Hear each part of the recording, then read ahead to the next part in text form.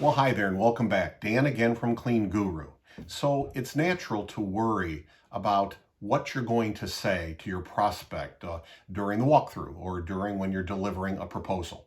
Same thing with customers. You worry, I'm going to have a customer service visit or I'm going to be handling a complaint they have.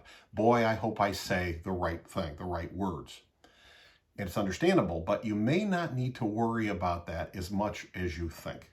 So let's talk about a cleaning business owner. You're talking about going through a walkthrough or delivering a proposal. Your customer picks up on the attitude, the spirit in which you say the words as much or more than the actual words themselves. And that's a good thing for all of our customer service calls too, right? It's not so much that they remember everything we exactly said. It's that they picked up on whether it came from a spirit and attitude that they could tell we really wanted to help them. So same thing with on the sales side.